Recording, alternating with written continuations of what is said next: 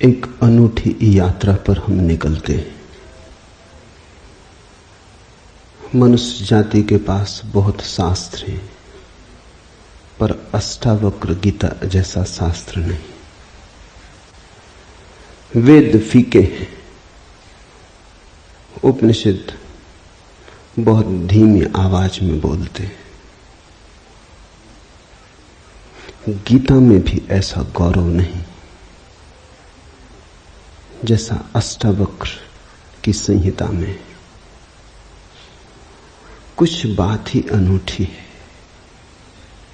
सबसे बड़ी बात तो यह है कि न समाज, न राजनीति,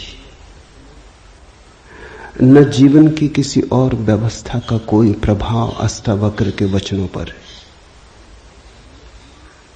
इतना शुद्ध भावातीत वक्तव्य है, समय और काल से अतीत, दूसरा नहीं। शायद इसीलिए अष्टावक्र की गीता, अष्टावक्र की संहिता का बहुत प्रभाव नहीं पड़ा। कृष्ण की गीता का बहुत प्रभाव पड़ा। पहला कारण, कृष्ण की गीता समन्वय है।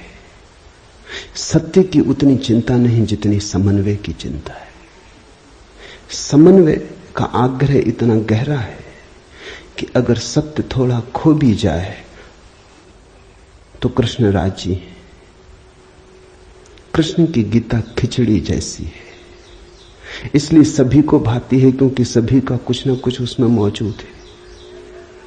ऐसा कोई संप्रदाय खोजना मुश्किल है जो गीता में अपनी वाणी न खोज ले। ऐसा कोई व्यक्ति खोजना मुश्किल है जो गीता में अपने लिए कोई सहारा न खोज ले। इन सब के लिए अष्टावक्र की गीता बड़ी कठिन होगी। अष्टावक्र समन्वयवादी नहीं, सत्यवादी है। सत्य जैसा है वैसा कहा है, बिना किसी लाग लपेट के। सुनने वाले की चिंता नहीं, सुनने वाला समझेगा नहीं समझेगा इसकी भी चिंता नहीं।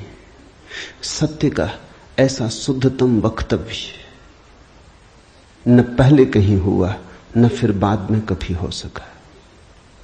कृष्ण की गीता लोगों को प्रिय है क्योंकि अपना अर्थ निकाल लेना बहुत सुगम है। कृष्ण की गीता काव्यात्मक है। 2-2 5 भी हो सकते हैं, 2-2 3 भी हो सकते हैं। अष्टावक्र के साथ कोई खेल संभव नहीं, वहां 2-2 4 ही होते। अष्टावक्र का वक्तव्य शुद्ध गणित का वक्तव्य, वहां काव्य को जरा भी जगह नहीं, वहां कविता के लिए जरा सी भी छूट नहीं। जैसा है वैसा कहा है, किसी तरह का समझौता नहीं। कृष्ण की गीता पढ़ो तो भक्त अपना अर्थ निकाल लेता है, क्योंकि कृष्ण ने भक्ति की भी बात की। कर्मयोगी अपना अर्थ निकाल लेता है, क्योंकि कृष्ण ने कर्मयोग की भी बात की है। ज्ञानी अपना अर्थ निकाल लेता है, क्योंकि कृष्ण ने ज्ञान की भी बात की है। कृष्ण कहीं भक्ति को सर्वश्रेष्ठ कहते हैं, कहीं ज्ञान को सर्वश्रेष्ठ कहते हैं, कहीं कर्म को सर्वश्रेष्ठ कहते हैं। कृष्ण का वक्तव्य बहुत राजनीतिक है। वो राजनेता थे, कुशल राजनेता थे। सिर्फ राजनेता थे इतना ही कहना उचित नहीं, कुटिल राजनीतिज्ञ थे, डिप्लोमेट थे। उनके वक्तव्य में बहुत सी बातों का ध्यान रखा गया, इसलिए सभी को गीता भा जाती है। इसलिए तो गीता पर हजारों टीकाएं हैं, अष्टावक्र पर कोई चिंता नहीं करता। क्योंकि अष्टावक्र के साथ राजी होना हो तो तुम्हें अपने को छोड़ना पड़ेगा। बेशर्त तुम अपने को न ले जा सकोगे, तुम पीछे रहोगे तो ही जा सकोगे। कृष्ण के साथ तुम अपने को ले जा सकते हो। कृष्ण के साथ तुम्हें बदलने की कोई भी जरूरत नहीं। कृष्ण के साथ तुम मौजू पड़ सकते हो। इसलिए सभी सांप्रदायिकों ने कृष्ण की गीता पर टीकाएं लिखी। शंकर ने, रामानुज ने, निम्बार्क ने, बल्लभ ने, सबने अपने अर्थ निकाल लिए। कृष्ण ने कुछ ऐसी बात कही है जो बहुअर्थी है, इसलिए मैं कहता हूं काव्यात्मक है। कविता में से मन चाहे अर्थ निकल सकते हैं। कृष्ण का वक्तव्य ऐसा है जैसे वर्षा में बादल गिरते, जो चाहो देख लो। कोई देखता हाथी की सूंड, कोई चाहे गणेश जी को देख ले। किसी को कुछ भी नहीं दिखाई पड़ता, वो कहता कहां की फिजूल बातें कर रहे हो, बादल है, धुआं, इसमें कैसी आकृतियां देख रहे हो। पश्चिम में वैज्ञानिक मन के परीक्षण के लिए स्याही के धब्बे ब्लॉटिंग पेपर पर डाल देते हैं और व्यक्ति को कहते हैं देखो इसमें क्या दिखाई पड़ता है। व्यक्ति गौर से देखता है, उसे कुछ ना कुछ दिखाई पड़ता है। वहां कुछ भी नहीं, सिर्फ ब्लॉटिंग पेपर पर स्याही के धब्बे बेतरतीब फेंके गए, सोच विचार के भी फेंके नहीं गए हैं, ऐसे ही बोतल उड़ेल दी है। लेकिन देखने वाला कुछ ना कुछ खोज लेता है। जो देखने वाला खोजता है वो उसके मन में वो आरोपित कर लेता। तुमने भी देखा होगा, दीवार पर वर्षा का पानी पड़ता है, लकीरें खिंच जाती, कभी आदमी की शक्ल दिखाई पड़ती, कभी घोड़े की शक्ल दिखाई पड़ती। तुम जो देखना चाहते हो आरोपित कर लेते हो। रात के अंधेरे में कपड़ा टंगा है, भूत प्रेत दिखाई पड़ जाते। कृष्ण की गीता ऐसी ही है, जो तुम्हारे मन में है दिखाई पड़ जाएगा। तो शंकर ज्ञान देख लेते हैं, रामानुज भक्ति देख लेते हैं, तिलक कर्म देख लेते हैं, और सब अपने घर प्रसन्नचित्त लौट आते कि ठीक कृष्ण वही कहते हैं जो हमारी मान्यता है। इमर्सन ने लिखा है कि एक बार एक पड़ोसी प्लेटो की किताबें उनसे मांग के ले गया। अब प्लेटो 2000 साल पहले हुआ है और दुनिया के थोड़े से अनूठे विचारकों में से एक।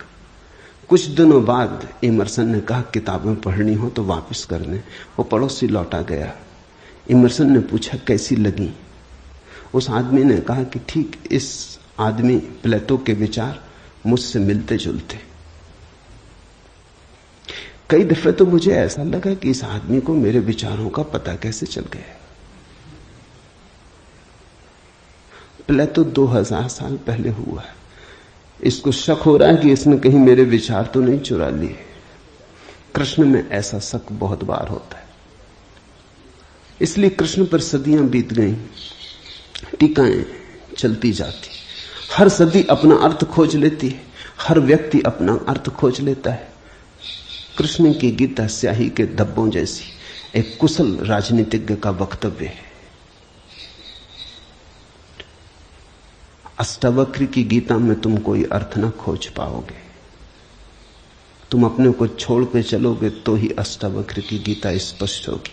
अष्टावक्र का सुस्पष्ट संदेश है, उसमें जरा भी तुम अपनी व्याख्या ना डाल सकोगे। इसलिए लोगों ने टीकाएं नहीं लिखी। टीका लिखने की जगह नहीं है, तोड़ने मड़ोड़ने का उपाय नहीं है, तुम्हारे मन के लिए सुविधा नहीं है कि तुम कुछ डाल दो। अष्टावक्र ने इस तरह से वक्तव्य दिया है कि सदियां बीत गई, उस वक्तव्य में कोई कुछ जोड़ नहीं पाया, घटा नहीं पाया। बहुत कठिन है ऐसा वक्तव्य देना। शब्द के साथ ऐसी कुशलता बड़ी कठिन है। इसलिए मैं कहता हूं एक अनूठी यात्रा तुम शुरू कर रहे हो। अष्टावक्र में राजनीतिज्ञों की कोई उत्सुकता नहीं, न तिलक की, न अरविंद की, न गांधी की, न विनोबा की, किसी की कोई उत्सुकता नहीं, क्योंकि तुम अपना खेल ना खेल पाओगे। तिलक को उकसाना है देशभक्ति, उठाना है कर्म का ज्वार। कृष्ण की गीता सहयोगी बन जाती। कृष्ण हर किसी को कंधा देने को तैयार है। कोई भी चला लो गोली उनके कंधे पर रख के, वो राजी। कंधा उनका, पीछे छिपने की तुम्हें सुविधा है। और उनके पीछे से गोली चलाओ तो गोली भी बहुमूल्य मालूम पड़ती। अष्टावक्र किसी को कंधे पे हाथ भी नहीं रखने देते। इसलिए गांधी की कोई उत्सुकता नहीं, तिलक की कोई उत्सुकता नहीं, अरविंद विनोबा को कुछ लेना देना नहीं, क्योंकि तुम कुछ थोप ना सकोगे। राजनीति की सुविधा नहीं है। अष्टावक्र राजनीतिक पुरुष नहीं। ये पहली बात ख्याल में रख लेनी जरूरी है। ऐसा सुस्पष्ट खुले आकाश जैसा वक्तव्य जिसमें बादल है ही नहीं, तुम कोई आकृति देख ना पाओगे। आकृति छोड़ोगे, सब बनोगे निराकार, अरूप के साथ जोड़ोगे संबंध, तो अष्टावक्र समझ में आएंगे। अष्टावक्र समझना चाहो तो ध्यान की गहराई में उतरना होगा। कोई व्याख्या से काम होने वाला नहीं। और ध्यान के लिए भी अष्टावक्र नहीं कहते कि तुम बैठ के राम राम जपो। अष्टावक्र कहते हैं तुम कुछ भी करो वो ध्यान ना होगा। करता जहां है वहां ध्यान कैसा। जब तक करना है तब तक भ्रांति है, जब तक करने वाला मौजूद है तब तक अहंकार मौजूद है। अष्टावक्र कहते हैं साक्षी हो जाना है ध्यान। जहां करता छूट जाता तुम सिर्फ देखने वाले रह जाते। दृष्टा मात्र, दृष्टा मात्र हो जाने में ही दर्शन है, दृष्टा मात्र हो जाने में ही ध्यान है, दृष्टा मात्र हो जाने में ही ज्ञान है। इसके पहले कि हम सूत्र में उतरे, अष्टावक्र के संबंध में कुछ बातें समझ लेनी जरूरी है। ज्यादा पता नहीं, क्योंकि न तो वे सामाजिक पुरुष थे न राजनीतिक, तो इतिहास में कोई उल्लेख नहीं है। बस थोड़ी सी घटनाएं ज्ञात हैं, वो भी बड़ी अजीब, भरोसा करने योग्य नहीं, लेकिन समझोगे तो बड़े गहरे अर्थ खुलेंगे। पहली घटना अष्टावक्र पैदा हुए उसके पहले की, पीछे का तो कुछ पता नहीं। गर्भ की घटना। पिता बड़े पंडित, अष्टावक्र मां के गर्भ में। पिता रोज वेद का पाठ करते और अष्टावक्र गर्भ में सुनते। एक दिन अचानक गर्भ से आवाज आती कि रुको भी, ये सब बकवास है। ज्ञान इसमें कुछ भी नहीं, बस शब्दों का संग्रह। शास्त्र में ज्ञान कहां? ज्ञान स्वयं में। शब्द में सत्य कहां? सत्य स्वयं में।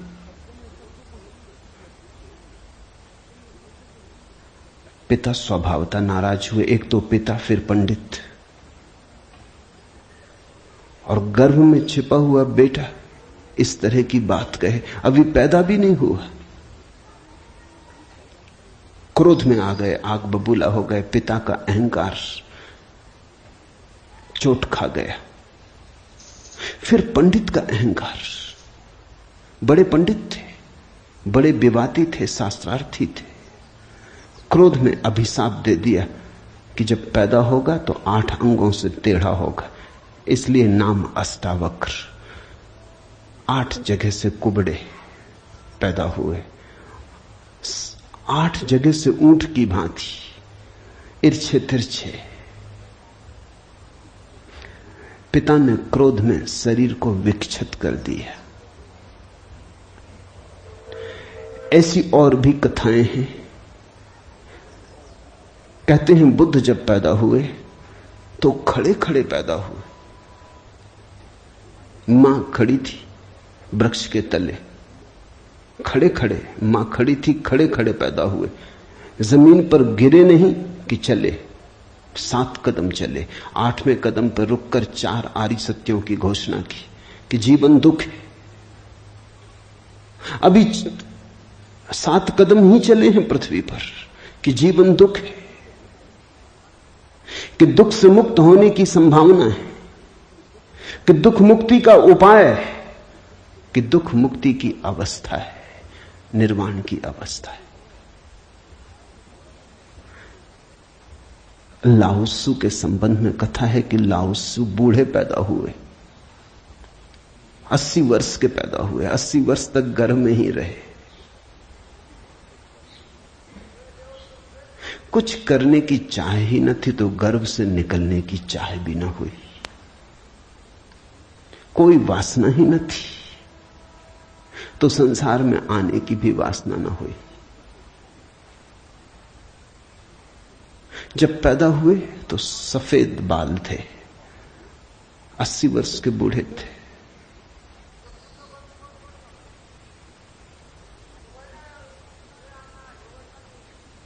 जरथुस्त्र के संबंध में कथा है कि जब जरथुस्त्र पैदा हुए तो पैदा होते से ही खिलखिला के हंसे, मगर इन सबको मात कर दिया अष्टावक्र ने।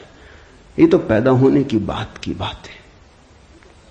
अष्टावक्र ने अपना पूरा वक्तव्य दे दिया पैदा होने के पहले। ये कथाएं महत्वपूर्ण हैं। इन कथाओं में इन व्यक्तियों के जीवन की सारी सार संपदा है, निचोड़ है।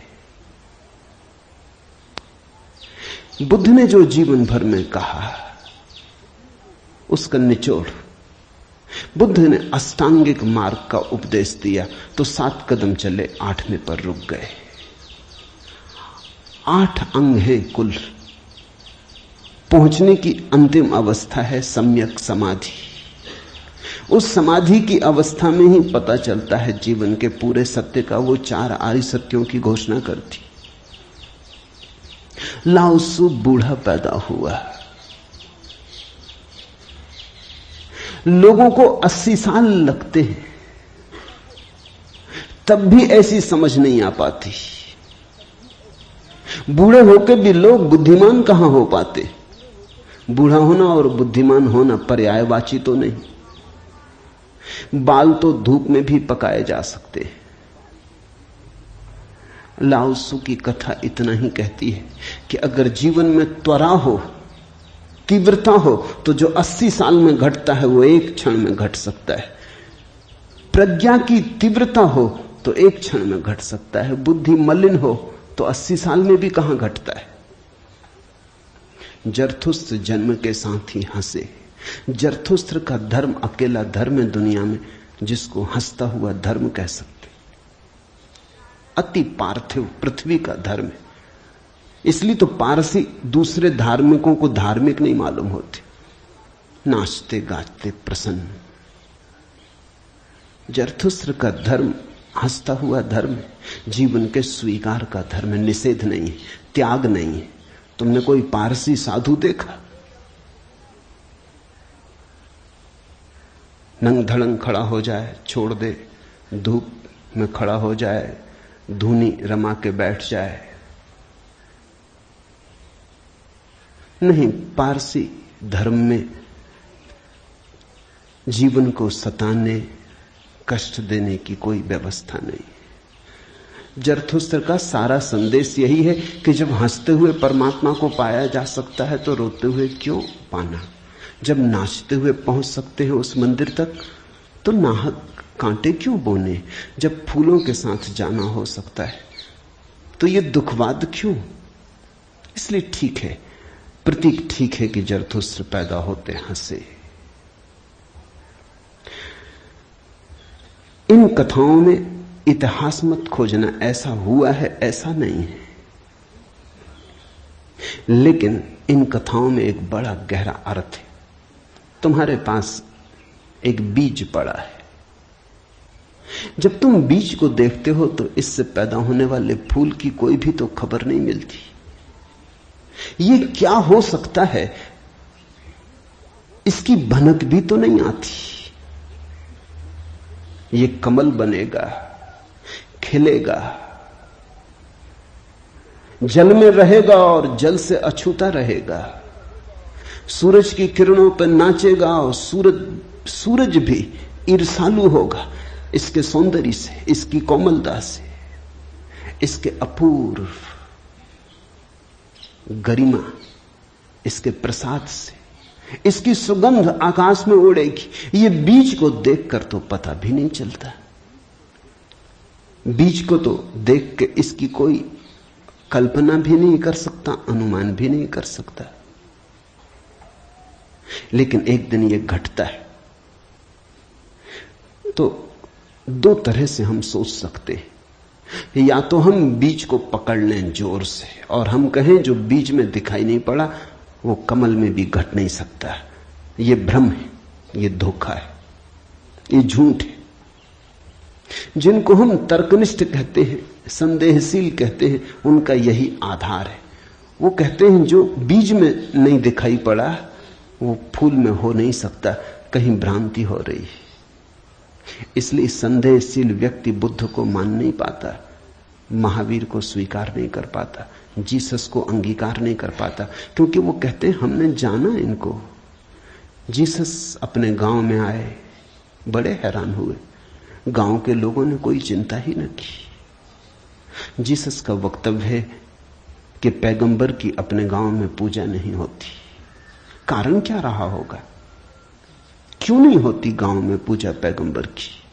गांव के लोगों ने बचपन से देखा, बड़े ही जोसेफ का लड़का है, लकड़ियां ढोते देखा, रिंदा चलाते देखा, लकड़ियां चीरते देखा, पसीने से लथपथ देखा, सड़कों पर खेलते देखा, झगड़ते देखा। गांव के लोग इसे बचपन से जानते हैं, बीज की तरह देखा। आज अचानक ये हो कैसे सकता है कि परमात्मा का पुत्र हो गए? नहीं, जिसने बीज को देखा है वो फूल को मान नहीं पाता। वो कहता है जरूर धोखा होगा, बेईमानी होगी, ये आदमी पाखंडी है। बुद्ध अपने घर वापस लौटे तो पिता, सारी दुनिया को जो दिखाई पड़ रहा था वो पिता को दिखाई नहीं पड़ा। सारी दुनिया अनुभव कर रही थी एक प्रकाश, दूर दूर तक खबरें जा रही थी, दूर देशों से लोग आने शुरू हो गए थे। लेकिन जब वो वापस बुद्ध घर आए 12 साल बाद, तो पिता ने कहा मैं तुझे अभी भी क्षमा कर सकता हूं, यद्यपि तूने काम तो बुरा किया है, सताया तो तूने हमें, अपराध तो तूने किया, लेकिन मेरे पास पिता का हृदय, मैं माफ कर दूंगा, द्वार तेरे लिए खुले, मगर फेंक ये भिक्षा का पात्र, हटा ये भिक्षु का वेश, ये सब नहीं चलेगा। तो वापस लौटा, ये राज्य तेरा है, मैं बूढ़ा हो गया, इसको कौन संभालेगा? हो गया बचपना बहुत, अब बंद करो ये सब खेल। बुद्ध ने कहा कृपा कर मुझे देखें तो, जो गया था वो वापस नहीं आया है, ये कोई और ही आया है जो आपके घर पैदा हुआ था, वही वापस नहीं आया है, ये कोई और ही आया है, बीज फूल होके आया है। गौर से तो देखो। पिता ने कहा तू मुझे सिखाने चला है, पहले दिन से जब तू पैदा हुआ था तब से तुझे जानता हूं। किसी और को धोखा देना, किसी और को समझा लेना, भ्रम में डाल देना, मुझे तू भ्रम में न डाल पाएगा। मैं फिर कहता हूं, मैं तुझे भली भांति जानता हूं, मुझे कुछ सिखाने को चेष्टा मत कर, क्षमा करने को मैं राजी हूं। बुद्ध ने कहा आप और मुझे जानते हैं, मैं तो स्वयं को भी नहीं जानता था, अभी अभी किरणें उतरी हैं और स्वयं को जानो, क्षमा करें। लेकिन यह मुझे कहना ही पड़ेगा कि जिसको आपने देखा वो मैं नहीं हूं, और जहां तक आपने देखा वो मैं नहीं हूं। बाहर बाहर आपने देखा, भीतर आपने कहां देखा? मैं आपसे पैदा हुआ हूं, लेकिन आपने मुझे निर्मित नहीं किया। मैं आपसे आया हूं जैसे एक रास्ते से कोई राहगीर आता है, लेकिन रास्ता और राहगीर का क्या लेना देना? कल रास्ता कहने लगे कि मैं तुझे पहचानता हूं, तू मेरे हिस्से तो होकर आया। ऐसे ही आप कह रहे हैं आपके पहले भी मैं था, जन्मों जन्मों से मेरी यात्रा चल रही, आपसे गुजरा जरूर, ऐसा मैं औरों से भी गुजरा हूं, और भी मेरे पिता थे, और भी मेरी माताएं थी, लेकिन मेरा होना बड़ा अलग थलग है, कठिन है, बहुत अति कठिन है। अगर बीज देखा तो फूल पर भरोसा नहीं आता, एक तो ढंग है अश्रद्धालु का, तर्कवादी का, संदेहशील का, कि वो कहता है बीज को हम पहचानते हैं तो फूल हो नहीं सकता, हम कीचड़ को जानते हैं उस कीचड़ से कमल हो कैसे सकता है, सब गलत, सपना होगा, भ्रांति होगी, किसी मोहजाल में पड़ गए होगे, किसी ने धोखा दे दिया, कोई जादू, कोई तिलिस्म। एक तो ये रास्ता है।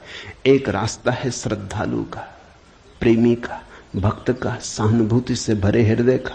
वो फूल को देखता है और फूल से पीछे की तरफ यात्रा करता है। वो कहता है जब फूल में ऐसा सुगंध हुई, जब फूल में ऐसी विभा प्रकट हुई, जब फूल में ऐसी प्रतिभा, जब फूल में ऐसा कुंवारापन दिखा, तो जरूर बीज में भी रहा होगा। क्योंकि जो फूल में हुआ है वो बीज में न हो तो हो ही नहीं सकता। ये सारी कथाएं घटी हैं ऐसा नहीं। जिन्होंने अष्टावक्र के फूल को देखा उनको यह ख्याल में आया कि जो आज हुआ है वो कल भी रहा होगा, छिपा था, अवगुंठित था, पर्दे में पड़ा था।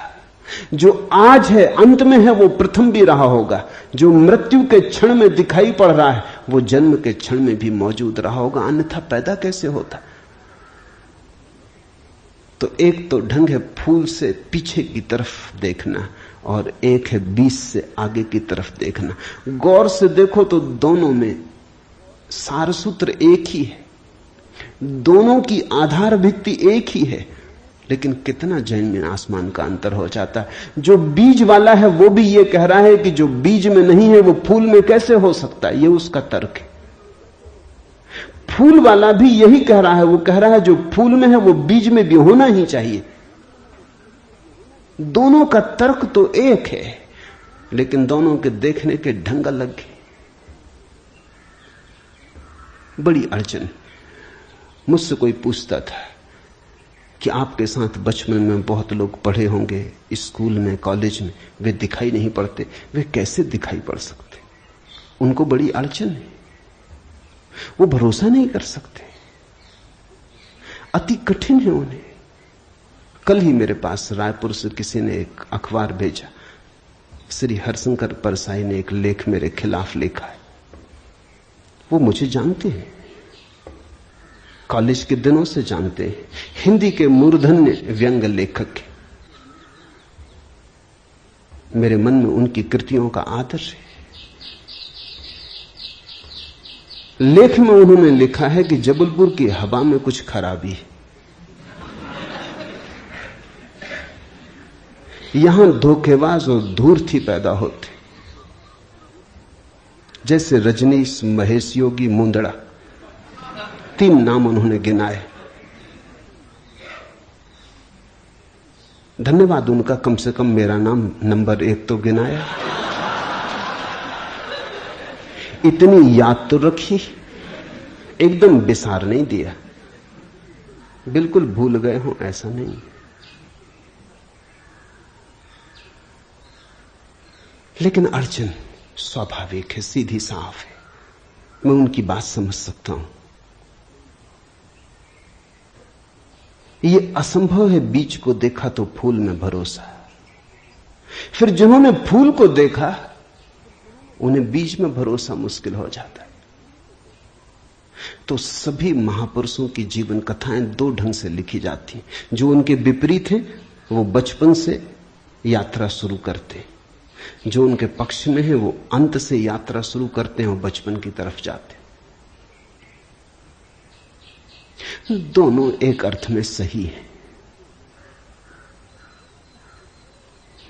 लेकिन जो बचपन से यात्रा करके अंत की तरफ जाते हैं वो वंचित रह जाते हैं। उनका सही होना उनके लिए आत्मघाती है। जो अंत से यात्रा करते हैं वो पीछे की तरफ जाते हैं, वो धन्यभागी हैं, क्योंकि बहुत कुछ उन्हें अनायास मिल जाता है जो कि पहले तर्कवादियों को नहीं मिल पाता। अब न केवल मैं गलत मालूम होता हूं, मेरे कारण जबलपुर तक की हवा उनको गलत मालूम होती। कुछ भूल हवा पानी में होनी चाहिए। यदि मैं उनको कहना चाहूंगा जबलपुर को कोई हक नहीं है मेरे संबंध में, हवा पानी को अच्छा या खराब तय करने का। जबलपुर से मेरा कोई बहुत नाता नहीं है, थोड़े दिन वहां था। महेश योगी भी थोड़े दिन वहां थे, उनका भी कोई नाता नहीं। हम दोनों का नाता किसी और जगह से है। उस जगह के लोग इतने सोए हैं कि उन्हें अभी खबर ही नहीं है। महेश योगी और मेरा जन्म पास ही पास हुआ, दोनों गाडरवाड़ा के आसपास पैदा हुए। उनका जन्म चिचली में हुआ, मेरा जन्म कुचवाड़े में हुआ। अगर हवा पानी खराब है तो वहां का होगा। इसका दुख गाडरवाड़ा को होना चाहिए, कभी होगा, या सुख। जबलपुर को इसमें बीच में आना नहीं चाहिए। लेकिन मन कैसे तर्क रचता है। अब जो अष्टावक्र की कथा को देखेगा वो सुनते से ही कह देगा गलत, असंभव। ये तो कथा जिन्होंने लिखी है उनको भी पता है कि कहीं कोई गर्व से बोलता है। वो तो केवल इतना कह रहे हैं कि जो आखिर में प्रकट हुआ वो गर्भ में मौजूद रहा होगा। जो वाणी आखिर में खिली वो किसी न किसी गहरे तल पर गर्भ में भी मौजूद रही होगी, अन्यथा खिलती कहां से, आती कहां से? सुनने से थोड़ी कुछ आता है, हर चीज के पीछे कारण है। नहीं देख पाए हो हम, लेकिन था तो मौजूद। ये सारी कथाएं इसी का सूचक देती हैं। अष्टावक्र के संबंध में दूसरी बात जो ज्ञात है वो है जब वे 12 वर्ष के थे। बस 2 ही बातें ज्ञात हैं। तीसरी उनकी अष्टावक्र गीता है, या कुछ लोग कहते हैं अष्टावक्र संहिता। जब वे 12 वर्ष के थे तो एक बड़ा विशाल शास्त्रार्थ जनक ने रचा। जनक सम्राट थे और उन्होंने सारे देश के पंडितों को निमंत्रण दिया और उन्होंने 1000 गायें राजमहल के द्वार पर खड़ी कर दी और उन्होंने गायों के सींगों पर सोना मढ़ दिया और हीरे जवाहरात लटका दिए और कहा जो भी विजेता होगा वो इन गायों को हाँक के ले जाए। बड़ा विवाद हुआ। अष्टावक्र के पिता भी उस विवाद में गए। खबर आई सांझ होते होते कि पिता हार रहे हैं। सबसे तो जीत चुके थे, वंदिन नाम के एक पंडित से हारे जा रहे हैं। ये खबर सुन के अष्टावक्र भी राजमहल पहुंच गया। सभा सजी थी, विवाद अपनी आखिरी चरम अवस्था में था, निर्णायक घड़ी करीब आती थी। पिता के हारने की स्थिति बिल्कुल पूरी तय हो चुकी थी। अब हारे तब हारे की अवस्था थी। अष्टावक्र दरबार में भीतर चला गया। पंडितों ने उसे देखा, महापंडित इकट्ठे थे। उसका 8 अंगों से टेढ़ा मेढ़ा शरीर, वो चलता तो भी देख के लोगों को हंसी आती। उसका चलना भी बड़ा हास्यास्पद था। सारी सभा हंसने लगी। अष्टावक्र भी खिल के हंसा। जनक ने पूछा, और सब हंसते हैं वो तो मैं समझ गया क्यों हंसते, लेकिन बेटे तू क्यों हंसा? अष्टावक्र ने कहा, मैं इसलिए हंस रहा हूं कि इन चम्हारों की सभा में सत्य का निर्णय हो रहा है। बड़ा आदमी अनूठा रहा होगा। ये चम्हार यहां क्या कर रहे हैं? सन्नाटा छा गया। चम्हार? सम्राट ने पूछा, तेरा मतलब? उसने कहा, सीधी सी बात है, इनको चमड़ी ही दिखाई पड़ती है, मैं नहीं दिखाई पड़ता। मुझसे सीधा साधा आदमी खोजना मुश्किल है, वो तो इनको दिखाई ही नहीं पड़ता। इनको आड़ा टेढ़ा शरीर दिखाई पड़ता है। ये चम्हार है, ये चमड़ी के पारखी। राजन मंदिर के टेढ़े होने से कहीं आकाश टेढ़ा होता है?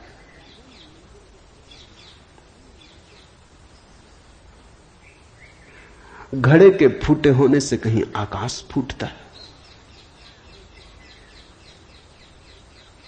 आकाश तो निर्विकार है, मेरा शरीर टेढ़ा मेढ़ा है, लेकिन मैं तो नहीं। ये जो भीतर बसा है इसकी तरफ तो देखो। इससे तुम सीधा साधा और कुछ खोज ना सकोगे।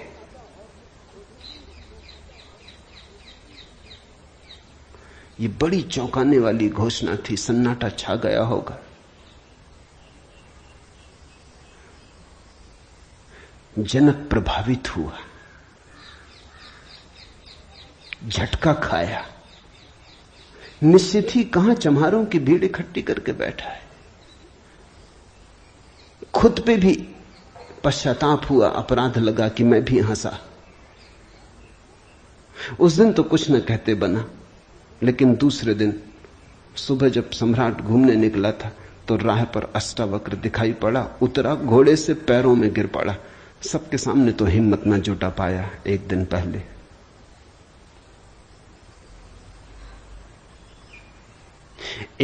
पहले तो कहा था, बेटे तू क्यों हंसता है?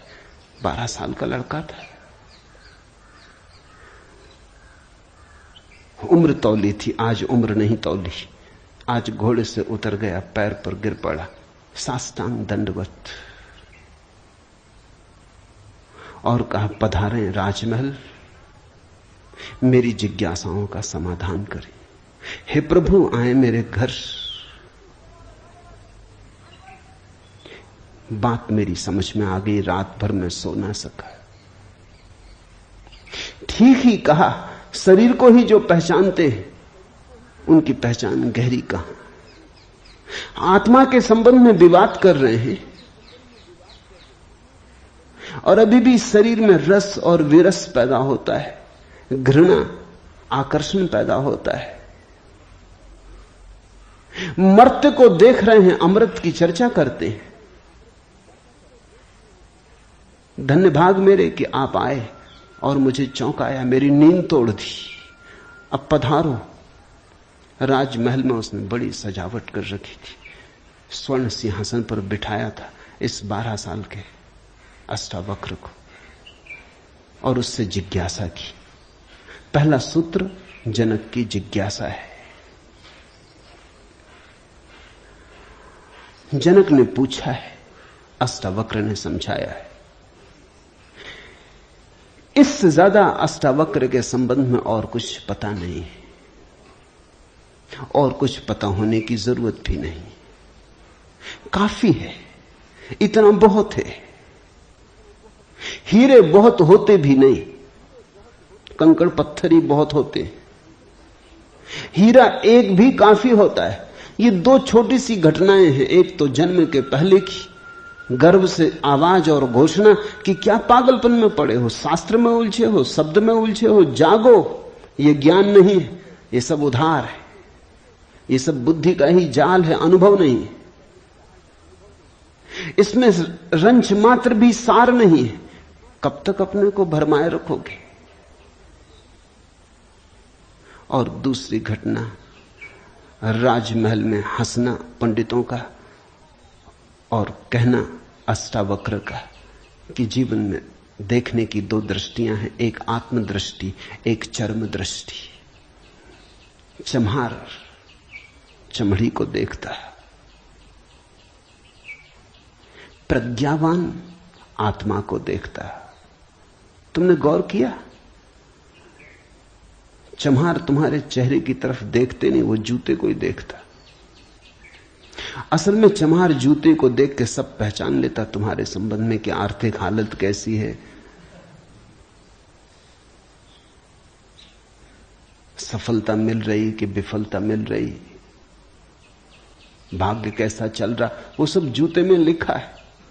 जूते की सिलवटें कह देती, जूते की दशा कह देती, जूते में तुम्हारी आत्मकथा लिखी। चम्हार पढ़ लेता। जूते में चमक, जूते का ताजा और नया होना चम्हार तुमसे प्रसन्नता से मिलता है।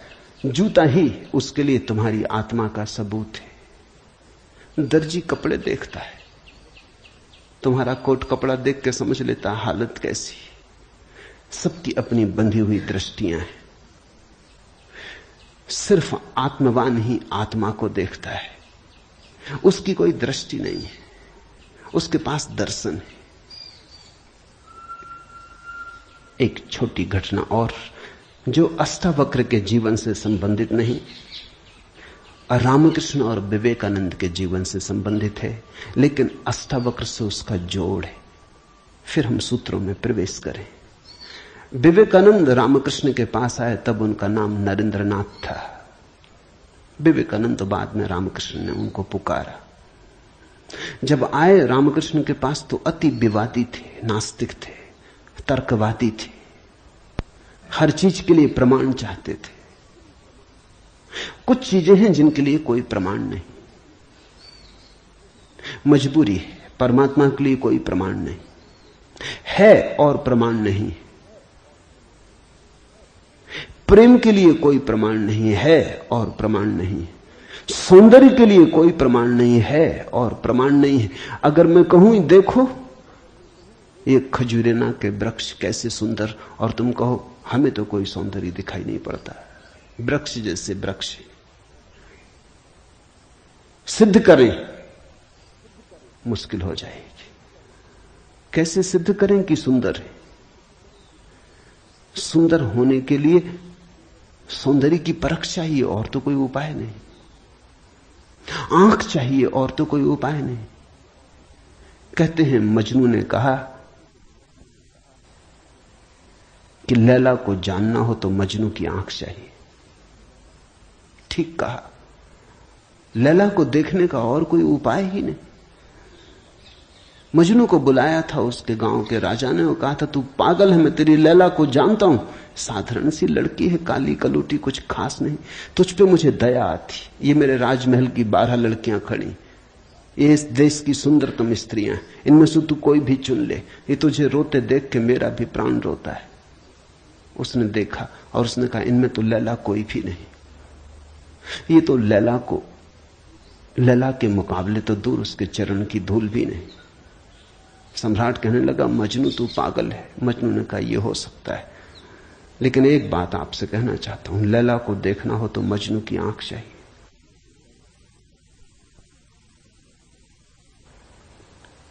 ठीक कहा मजनू ने।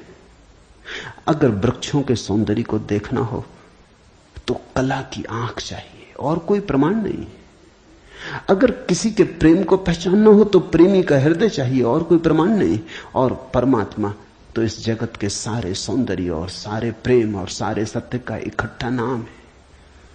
उसके लिए तो ऐसा निर्विकार चित्त चाहिए, ऐसा साक्षी भाव चाहिए जहां कोई शब्द न रह जाए, कोई विचार न रह जाए, कोई तरंग न उठे, वहां कोई धूल न रह जाए, मन की और चित्त का दर्पण परिपूर्ण शुद्ध हो। प्रमाण कहां?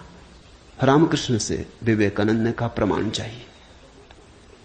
है परमात्मा तो प्रमाण थे। और विवेकानंद को देखा रामकृष्ण ने, बड़ी थी संभावना इस युवक की, बड़ी थी यात्रा इसके भविष्य की, बहुत कुछ होने को पड़ा था इसके भीतर, बड़ा खजाना था, उससे ये अपरिचित है। रामकृष्ण ने देखा, इस युवक के पिछले जन्मों में झांका, ये बड़ी संपदा, बड़े पुण्य की संपदा लेकर आ रहा है। ये ऐसे ही तर्क में दबा न रह जाए। कराह उठा होगा पीड़ा और करुणा से रामकृष्ण का हृदय। उन्होंने कहा छोड़, प्रमाण वगैरह बाद में सोच लेंगे, मैं जरा बूढ़ा हुआ, मुझे पढ़ने में अड़चन होती, तू अभी जवान, तेरी आंख अभी तेज, ये किताब पढ़ी, इसे तू पढ़। वो थी अष्टावक्र गीता, जरा मुझे सुनाते। कहते हैं विवेकानंद को इसमें तो कुछ अड़चन न मालूम पड़ी, यह आदमी कुछ ऐसी तो कोई खास बात नहीं मांग रहा है। 2-4 सूत्र पढ़े और एक घबराहट और रोआ रोआ कपने लगा। और विवेकानंद ने कहा मुझसे नहीं पढ़ा जाता। रामकृष्ण ने कहा पढ़ भी, इसमें हर्ज क्या है, तेरा क्या बिगाड़ लेगी ये किताब, तू जवान है अभी, तेरी आंख अभी ताजी, और मैं बूढ़ा हुआ, मुझे पढ़ने में दिक्कत होती, और ये किताब मुझे पढ़नी तो तू पढ़ के सुना दे। कहते हैं उस किताब को सुनाते सुनाते ही विवेकानंद डूब गए। रामकृष्ण ने देखा इस व्यक्ति के भीतर बड़ी संभावना है, बड़ी शुद्ध संभावना है। जैसी एक बोधिसत्व की होती, जो कभी न कभी बुद्ध होना जिसका निर्णीत है, आज नहीं कल भटके कितना ही, बुद्धत्व जिसके पास चला आ रहा है। क्यों अष्टावक्र की गीता रामकृष्ण ने कही कि तू पढ़ के मुझे सुना दे, क्योंकि इससे ज्यादा शुद्धतम वक्तव्य और कोई नहीं। ये शब्द भी अगर तुम्हारे भीतर पहुंच जाएं तो तुम्हारी सोई हुई आत्मा को जगाने लगेंगे।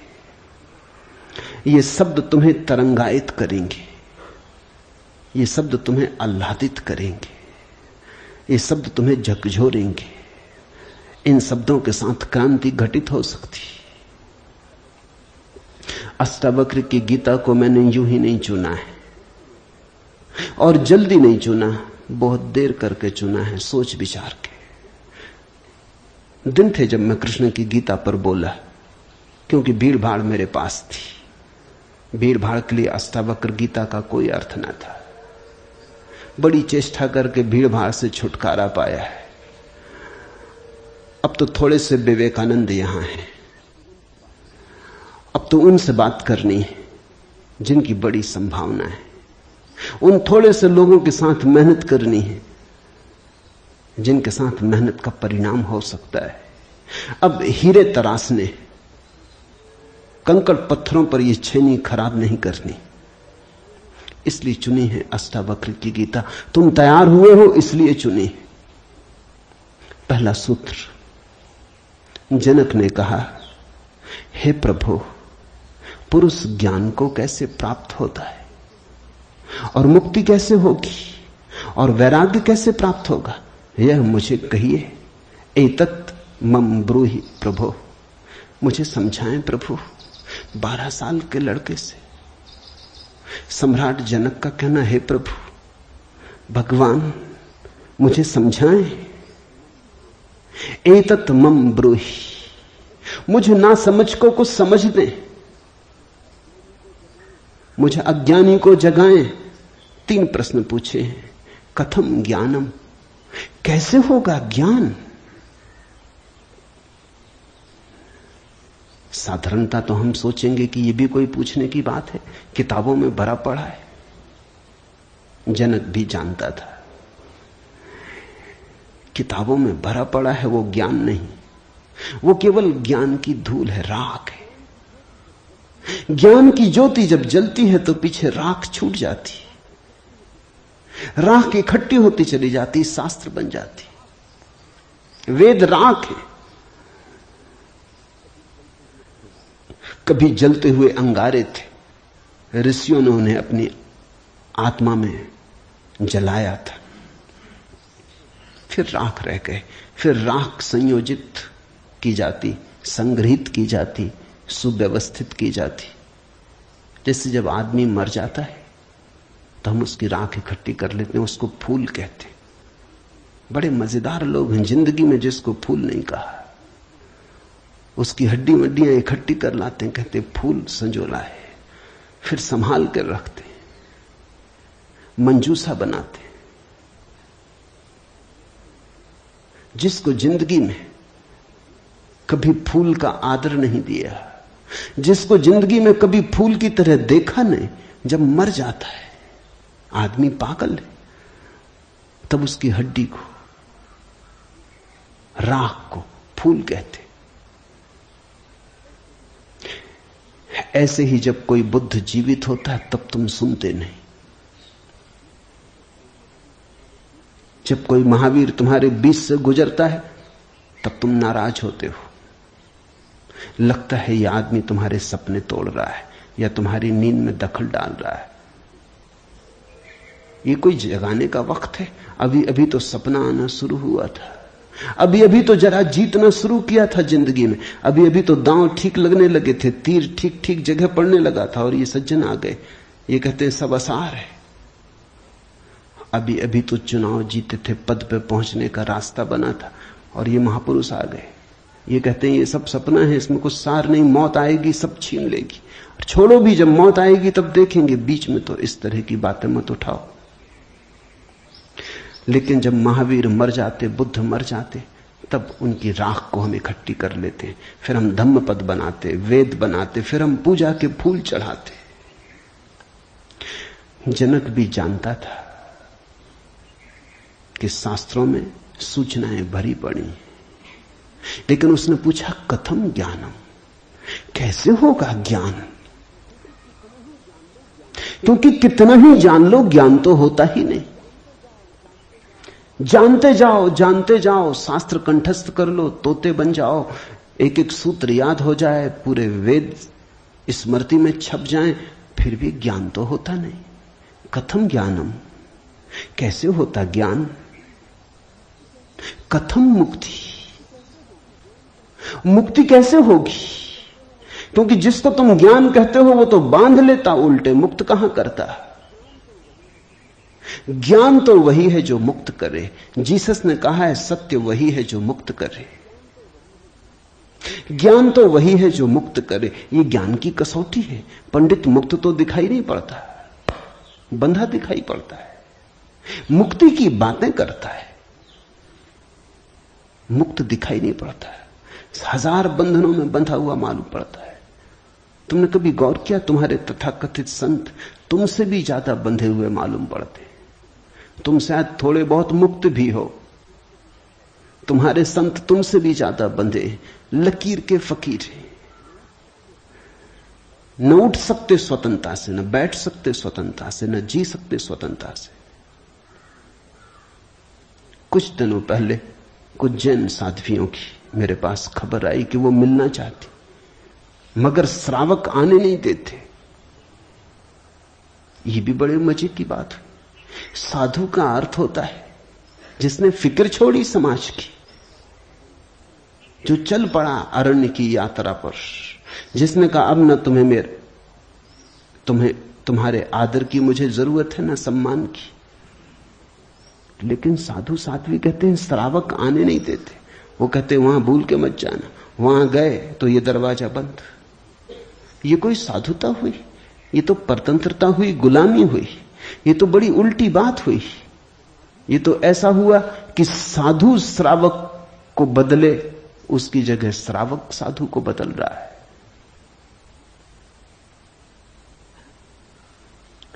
एक मित्र ने आके मुझे कहा, एक जैन साध्वी आपकी किताबें पढ़ती लेकिन चोरी से, टेप भी सुनना चाहती लेकिन चोरी से, और अगर कभी किसी के सामने आपका नाम भी ले दो तो वो इस तरह हो जाती जैसे उसने कभी आपका नाम सुना ही नहीं। ये मुक्ति हुई। जनक ने पूछा कथम मुक्ति, कैसे होती मुक्ति, क्या है मुक्ति? उस ज्ञान को मुझे समझाएं जो मुक्त कर देता है। स्वतंत्रता मनुष्य की सबसे महत्वपूर्ण आकांक्षा है। सब पालो, लेकिन गुलामी अगर रही तो छिदती है। सब मिल जाए, स्वतंत्रता ना मिले तो कुछ भी नहीं मिला। मनुष्य चाहता है खुला आकाश, कोई सीमा ना हो। वो मनुष्य की अंतरतम निगूढ़तम आकांक्षा है, जहां कोई सीमा ना हो, कोई बाधा ना हो। इसी को परमात्मा होने की आकांक्षा कहो, मोक्ष की आकांक्षा कहो। हमने ठीक शब्द चुना है, मोक्ष। दुनिया की किसी भाषा में ऐसा प्यारा शब्द नहीं। स्वर्ग, फिरदौस, इस तरह के शब्द हैं, लेकिन उन शब्दों में मोक्ष की कोई धुन नहीं है। मोक्ष का संगीत ही अनूठा है। उसका अर्थ ही केवल इतना है, ऐसी परम स्वतंत्रता जिस पर कोई बाधा नहीं है। स्वतंत्रता इतनी शुद्ध कि जिस पे कोई सीमा नहीं। पूछा जनक ने कैसे होगी मुक्ति और कैसे होगा वैराग्य? हे प्रभु मुझे समझाकर कहिए। अष्टावक्र ने गौर से देखा होगा जनक की तरफ, क्योंकि गुरु के लिए वही पहला काम है कि जब कोई जिज्ञासा करे तो वो गौर से देखे जिज्ञासा किस स्रोत से आती, पूछने वाले ने क्यों पूछा है। उत्तर तो तभी सार्थक हो सकता है जब प्रश्न क्यों किया गया है वो समझ में आ जाए, वो साफ हो जाए। ध्यान रखना, सद्ज्ञान को उपलब्ध व्यक्ति सद्गुरु तुम्हारे प्रश्न का उत्तर नहीं देता, तुम्हें उत्तर देता है। तुम क्या पूछते हो इसकी फिक्र कम है, तुमने क्यों पूछा है, तुम्हारे पूछने के पीछे अंतर चेतन में छिपा हुआ जाल क्या है, तुम्हारे प्रश्नों की आड़ में वस्तुतः कौन सी आकांक्षा छिपी है।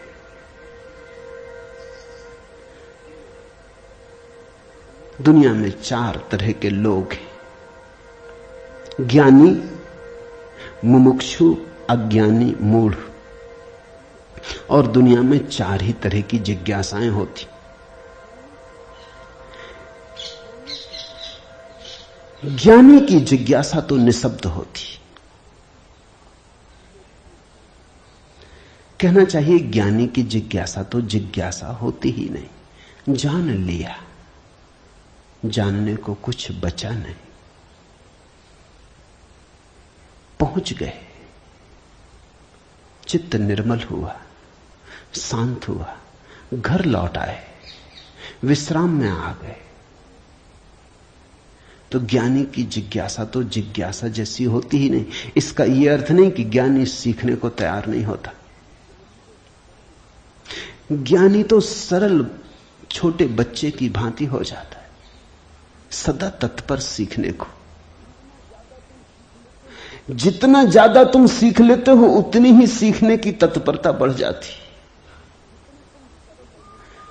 जितने तुम सरल और निष्कपट होते चले जाते हो उतने ही सीखने के लिए तुम खुल जाते हो। आए हवाएं तुम्हारे द्वार खुले पाती, आए सूरज तुम्हारे द्वार पर दस्तक नहीं देनी पड़ती, आए परमात्मा तुम्हें सदा तत्पर पाता है।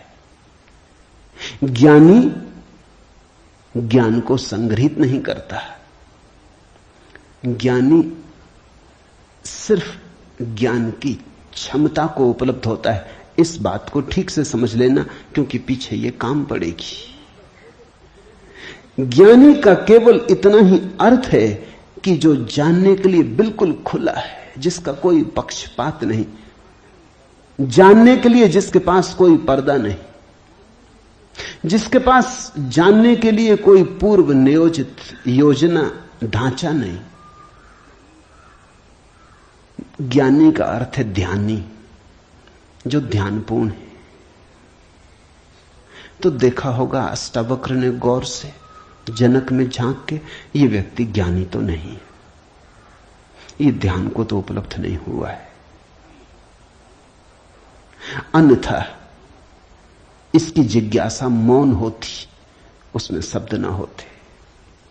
बुद्ध के जीवन में उल्लेख है, एक फकीर मिलने आया,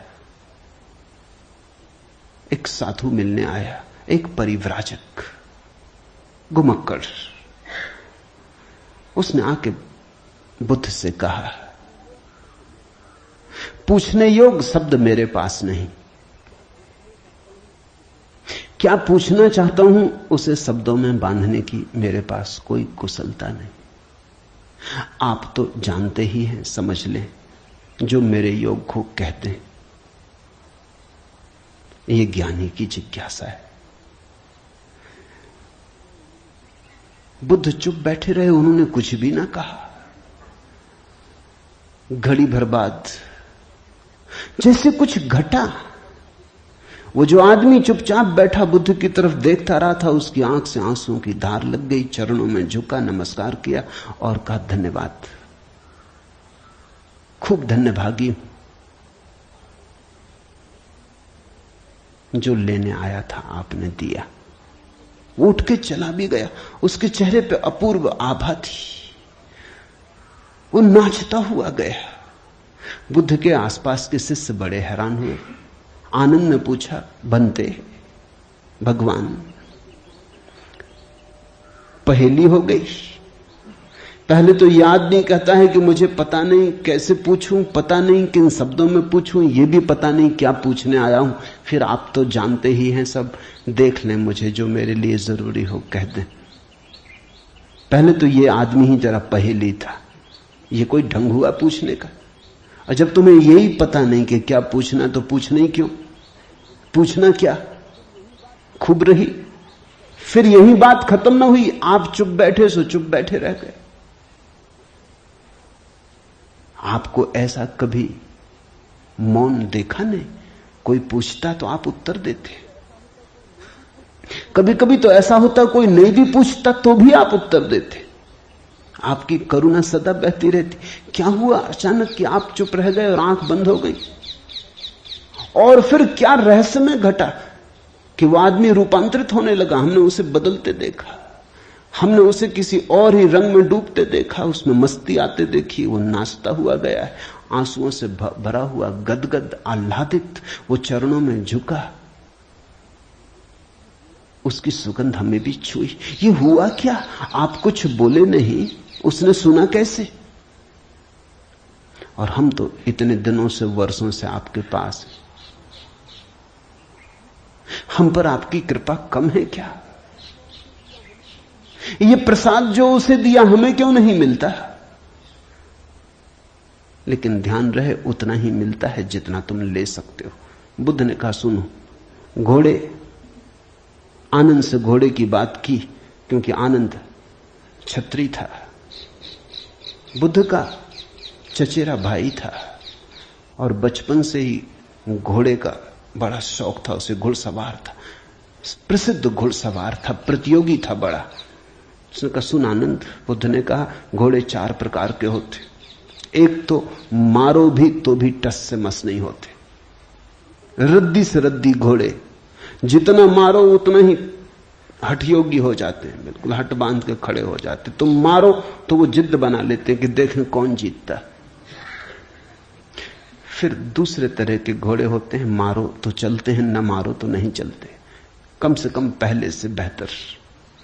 फिर तीसरे तरह के घोड़े होते हैं, कोड़ा फटकारो, मारना काफी जरूरी नहीं, सिर्फ कोड़ा फटकारो, आवाज काफी।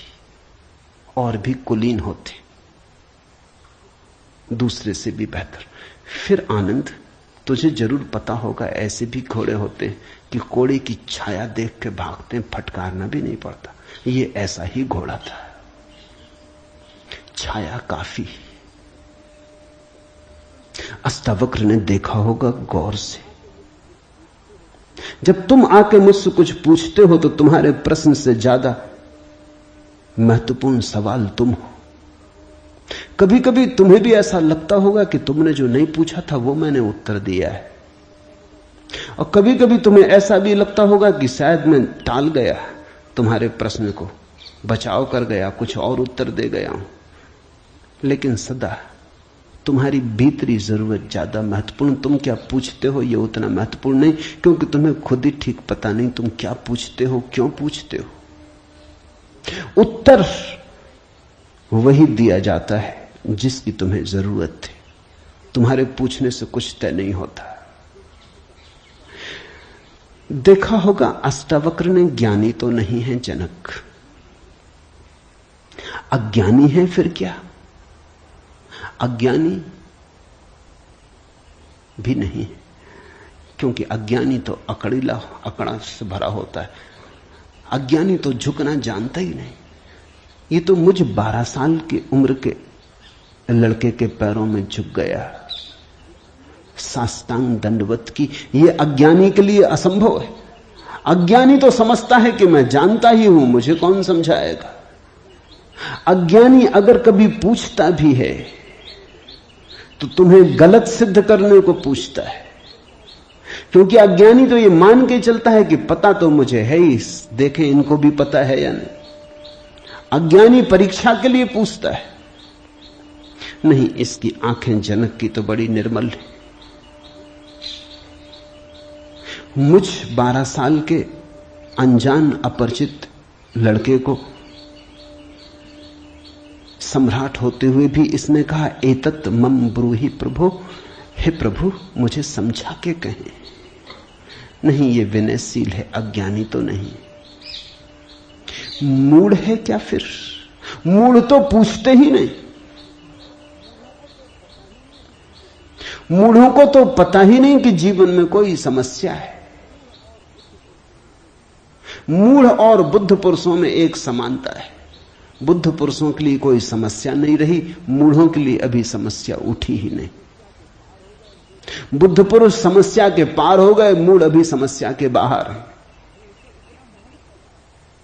मूढ़ तो इतना मूर्छित है कि उसे कहां सवाल कथम ज्ञानम, मूढ़ पूछेगा कथम मुक्ति, मूढ़ पूछेगा कैसे होगा वैराग्य, मूढ़ पूछेगा असंभव। मूढ़ अगर पूछेगा भी तो पूछता है राग में सफलता कैसे मिलेगी। मूढ़ अगर पूछता भी है तो पूछता है संसार में और थोड़े ज्यादा दिन कैसे रहना हो जाए, मुक्ति नहीं। मूढ़ पूछता है बंधन सोने के कैसे बने, बंधन में हीरे जवाहरात कैसे जड़े। मूढ़ पूछता भी है तो ऐसी बातें पूछता है। ज्ञान, मूढ़ तो मानता ही नहीं कि ज्ञान हो सकता है, वो तो संभावना को स्वीकार नहीं करता। वो तो कहता कैसा ज्ञान। मूढ़ तो पशुवत जीता है। नहीं, ये जनक मूढ़ भी नहीं है, मुमुक्षु है। मुमुक्षु शब्द समझना जरूरी है। मोक्ष की आकांक्षा, मुमुक्षा। अभी मोक्ष के पास नहीं पहुंचा, ज्ञानी नहीं है। मोक्ष के प्रति पीठ करके नहीं खड़ा, मूढ़ नहीं है। मोक्ष के संबंध में कोई धारणाएं पकड़ के नहीं बैठा, अज्ञानी भी नहीं है, मुमुक्षु है। मुमुक्षु का अर्थ है सरल है इसकी जिज्ञासा, न मूढ़ता से अपवित्र हो रही है, न अज्ञानपूर्ण धारणाओं से विकृत हो रही है। शुद्ध है इसकी जिज्ञासा, सरल चित्त से पूछा है। अष्टावक्र ने कहा, हे प्रिय, यदि तू मुक्ति को चाहता है तो विषयों को विष के समान छोड़ दे और क्षमा, आर्जव, दया, संतोष और सत्य को अमृत के समान सेवन कर। मुक्ति मिच्छसि चेतात विषयान विस्वत्यज। शब्द विषय बड़ा बहुमूल्य है, वो विष से ही बना है। विष का अर्थ होता है जिसे खाने से आदमी मर जाए। विषय का अर्थ होता है जिसे खाने से हम बार बार मरते, बार बार भोग, बार बार भोजन, बार बार महत्वाकांक्षा, ईर्ष्या, क्रोध, जलन, बार बार इन्हीं को खा खा के तो हम मरे, बार बार इन्हीं के कारण तो मरे। अब तक हमने जीवन में जीवन कहां जाना, मरने को ही जाना है। अब तक हमारा जीवन, जीवन की प्रज्वलित ज्योति कहां, मृत्यु का ही धुआं है। जन्म से लेकर मृत्यु तक हम मरते ही तो हैं, धीरे धीरे, जीते कहां, रोज रोज मरते। जिसको हम जीवन कहते हैं वो एक सतत मरने की प्रक्रिया है। अभी हमें जीवन का तो पता ही नहीं, तो हम जिएंगे कैसे? ये शरीर तो रोज क्षीण होता चला जाता है, ये बल तो रोज खोता चला जाता है, ये भोग और विषय तो रोज हमें चूसते चले जाते, जरा जीर्ण करते चले जाते। ये विषय और कामनाएं तो छेदों की तरह, इनसे हमारी ऊर्जा और आत्मा रोज बहती चली जाती, आखिर में घड़ा खाली हो जाता, उसको हम मृत्यु कहते। तुमने कभी देखा, अगर छिद्र वाले घड़े को कुएं में डालो तो जब तक घड़ा पानी में डूबा होता है भरा मालूम पड़ता है। उठाओ पानी के ऊपर, खींचो रस्सी, बस खाली होना शुरू हुआ। जोर का शोरगुल होता है, उसी को तुम जीवन कहते हो। जलधारें गिरने लगती, उसी को तुम जीवन कहते हो। और घड़ा जैसे जैसे पास आता है, हाथ के खाली होता चला जाता। जब हाथ में आता है तो खाली घड़ा, जल की एक बूंद भी नहीं। ऐसा ही हमारा जीवन है। बच्चा पैदा नहीं हुआ, भरा मालूम होता है, पैदा हुआ कि खाली होना शुरू हुआ। जन्म का पहला दिन मृत्यु का पहला दिन है, खाली होने लगा। एक दिन मरा, 2 दिन मरा, 3 दिन मरा। जिनको तुम जन्मदिन कहते हो, अच्छा हो मृत्यु दिन कहो तो ज्यादा सत्यतर होगा। 1 साल मर जाते हो, उसको कहते हो चलो एक जन्मदिन आ गया। 50 साल मर गए, कहते हो 50 साल जी लिए, स्वर्ण जयंती मनाए। 50 साल मरे, मौत करीब आ रही, जीवन दूर जा रहा है, घड़ा खाली हो रहा है। जो दूर जा रहा है उसके आधार पर तुम जीवन को सोचते हो, या जो पास आ रहा है उसके आधार पर? यह कैसा उल्टा गणित। हम रोज मर रहे हैं, मौत करीब सरकती आती। अष्टावक्र कहते हैं विषय हैं विषवत, क्योंकि उन्हें खा खा के हम सिर्फ मरते हैं, उनसे कभी जीवन तो मिलता नहीं। यदि तू मुक्ति चाहता है हे तात, हे प्रिय, तो विषयों को विष के समान छोड़ दे और क्षमा, आर्जव, दया, संतोष और सत्य को अमृत के समान सेवन कर। अमृत का अर्थ होता है जिससे जीवन मिले, जिससे अमृतत्व मिले, जिससे उसका पता चले जो फिर कभी नहीं मरेगा। तो क्षमा, क्रोध विष है, क्षमा अमृत है, आर्जव, कुटिलता विष है, सीधा सरलपन आर्जव अमृत है, दया, कठोरता, क्रूरता विष है, दया, करुणा अमृत है, संतोष, असंतोष का कीड़ा खाए चला जाता। असंतोष का कीड़ा हृदय में कैंसर की तरह फैलता चला जाता है, विष को फैलाए चले जाता है। संतोष जो है उससे तृप्ति, जो नहीं है उसकी आकांक्षा नहीं, जो है वो काफी से ज्यादा है, वो है ही काफी से ज्यादा। आंख खोलो जरा देखो, संतोष कोई थोपना नहीं है ऊपर, जीवन को जरा गौर से देखो, तुम्हें जो मिला है वो तुम्हारी जरूरत से सदा ज्यादा है।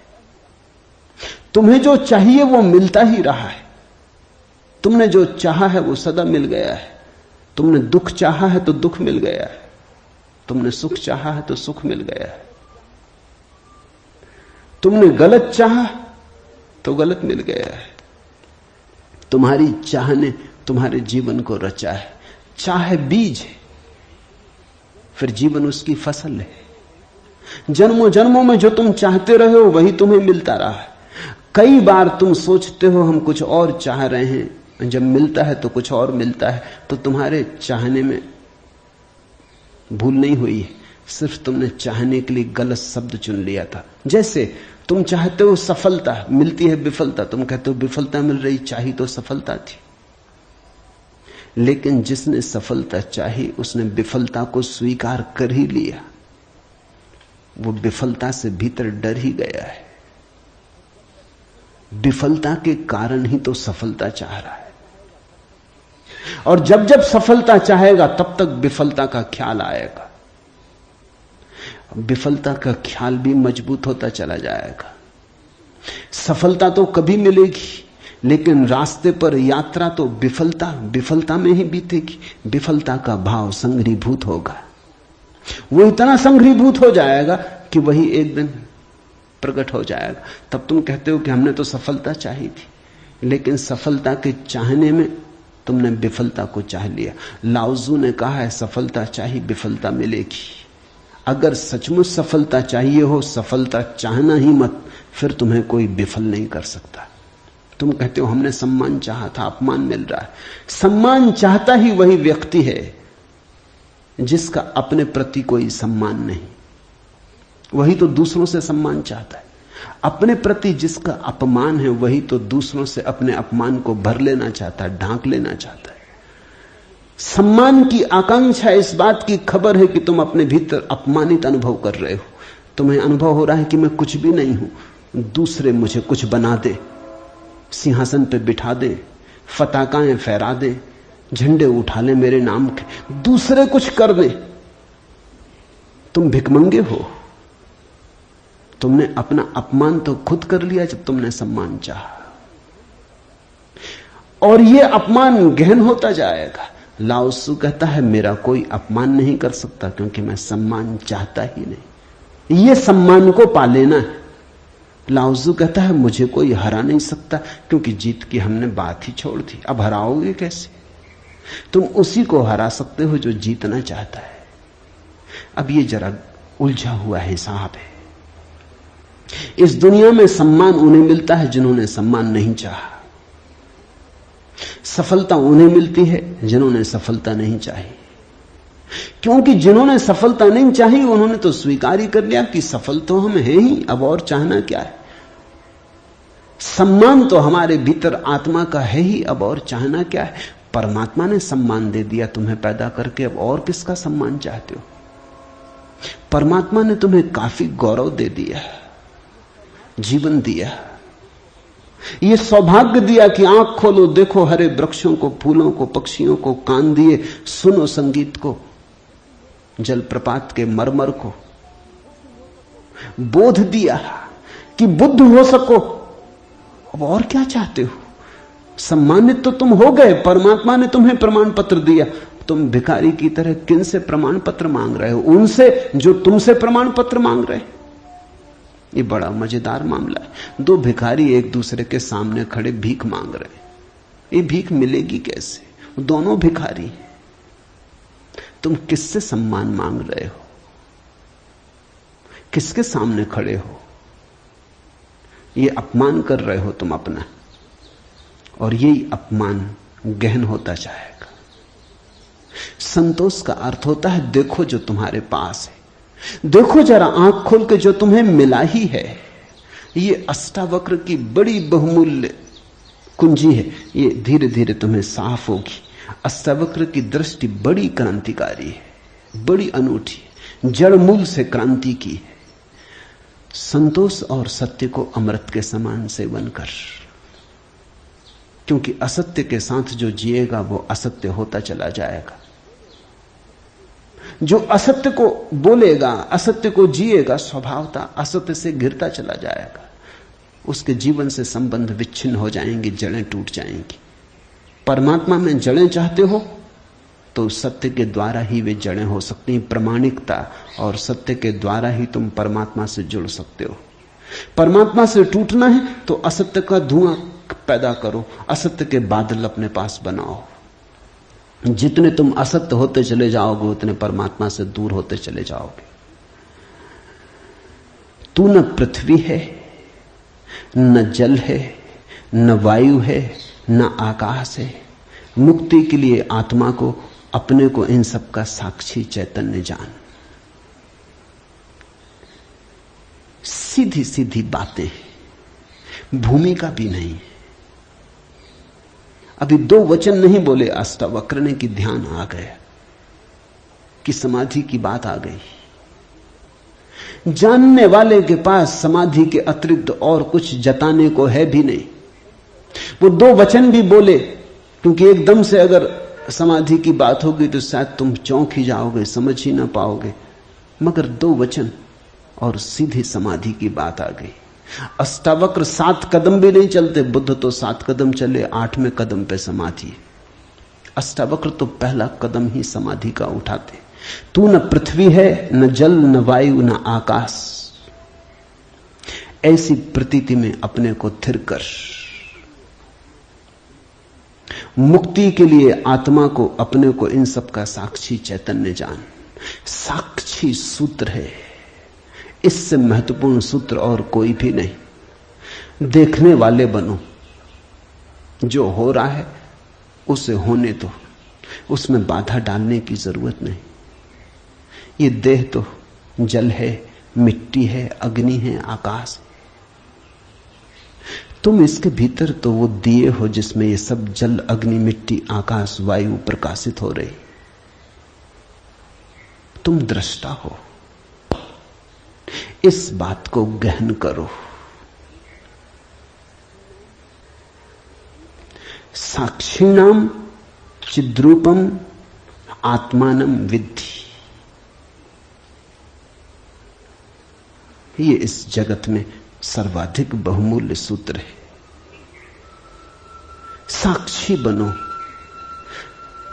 इसी से होगा ज्ञान, इसी से होगा वैराग्य, इसी से होगी मुक्ति। प्रश्न 3 थे, उत्तर 1 है। यदि तू देह को अपने से अलग कर और चैतन्य में विश्राम कर स्थित है तो तू अभी ही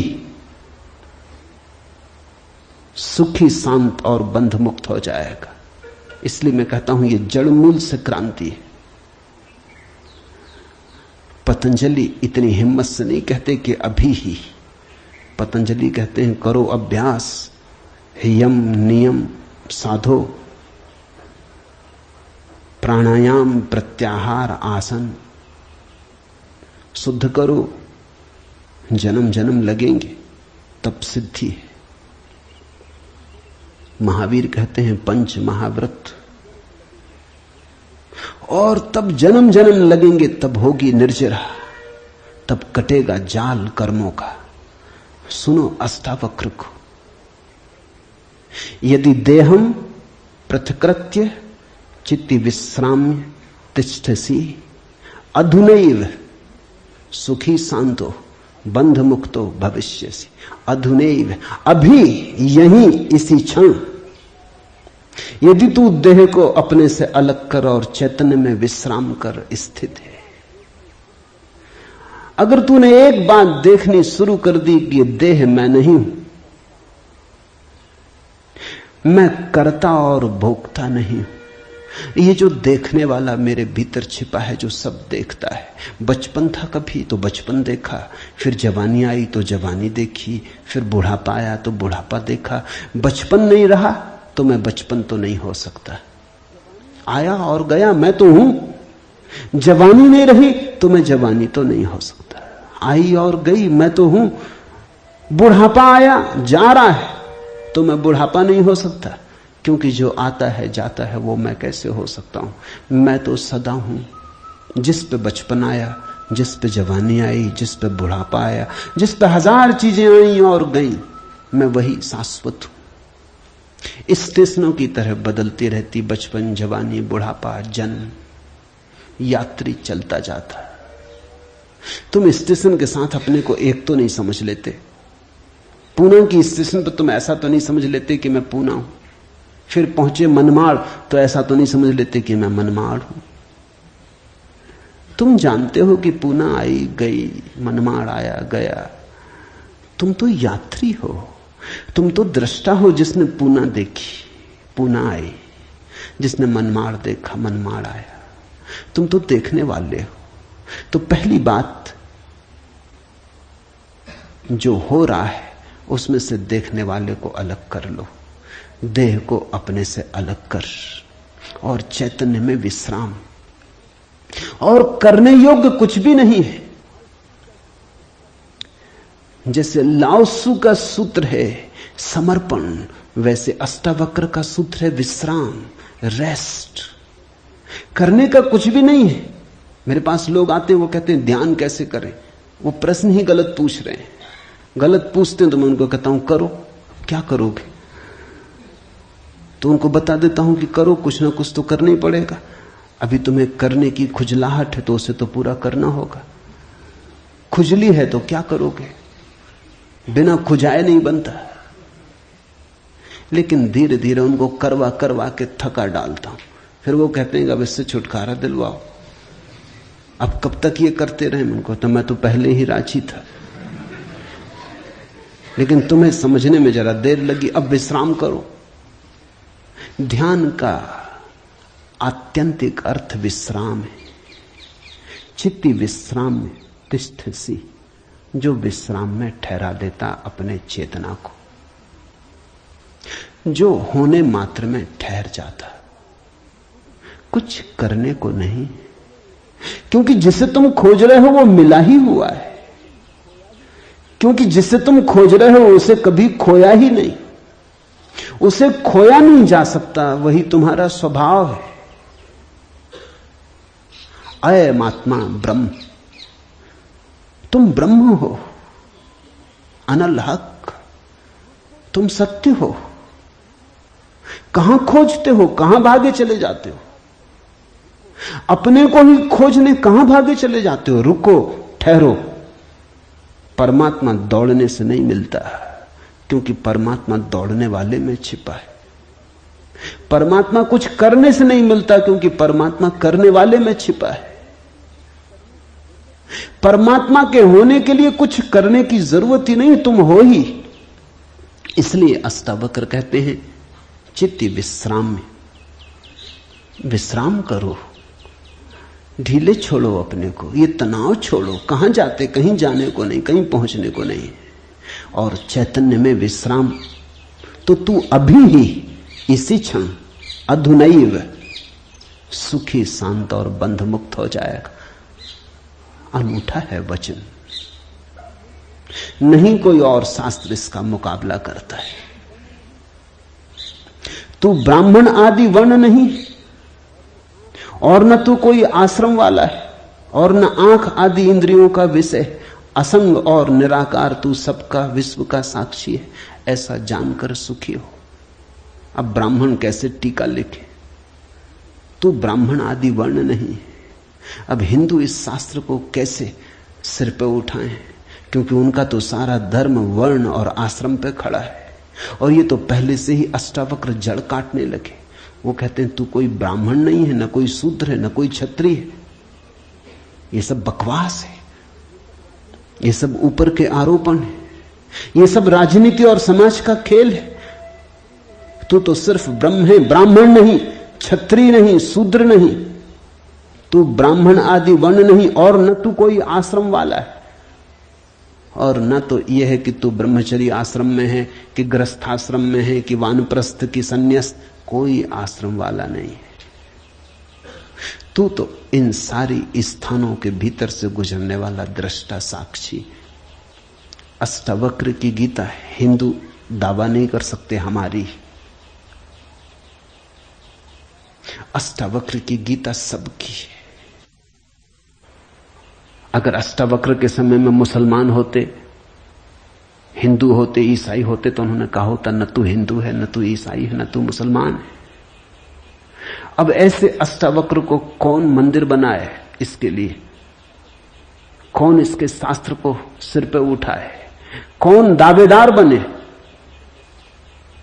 क्योंकि ये सभी का निषेध कर रहे हैं। मगर ये सत्य की सीधी घोषणा है, असंग और निराकार तू सबका, विश्व का साक्षी है, ऐसा जानकर सुखी हो। अष्टावक्र ये नहीं कहता कि ऐसा तुम जानोगे तो फिर सुखी होगे। वचन को ठीक से सुनना। अष्टावक्र कहते हैं ऐसा जानकर सुखी हो। न त्वम विप्रादिको वर्णनो नाश्रमी नाक्ष गोचरा, असंगो असि निराकारो विश्व साक्षी सुखी भव। सुखी भव, अभी हो सुखी। जनक पूछते हैं कैसे सुख होगा, कैसे बंधन मुक्ति होगी, कैसे ज्ञान होगा? अष्टावक्र कहता है अभी हो सकता, क्षण मात्र की भी देर करने की कोई जरूरत नहीं है। इसे कल पर छोड़ने का कोई कारण नहीं, स्थगित करने की कोई जरूरत नहीं। ये घटना भविष्य में नहीं घटती, या तो घटती है अभी या कभी नहीं घटती। जब घटती है तब अभी घटती है, क्योंकि अभी के अतिरिक्त कोई समय ही नहीं है। भविष्य कहां है? जब आता है तब अभी की तरह आता है। तो जो भी ज्ञान को उत्पन्न हुए हैं अभी उत्पन्न हुए।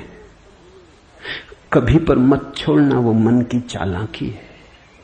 मन कहता है इतने जल्दी कैसे हो सकता है, तैयारी तो कर ले। मेरे पास लोग आते हैं, वो कहते हैं संन्यास लेना, लेंगे कभी, कभी कभी ना लोगे। कभी पर टाला तो सदा के लिए टाला, कभी आता ही नहीं। लेना हो तो अभी, अभी के अतिरिक्त कोई समय ही नहीं है। अभी है जीवन, अभी है मुक्ति, अभी है अज्ञान, अभी है ज्ञान, अभी है निद्रा, अभी हो सकता जागरण। कभी क्यों?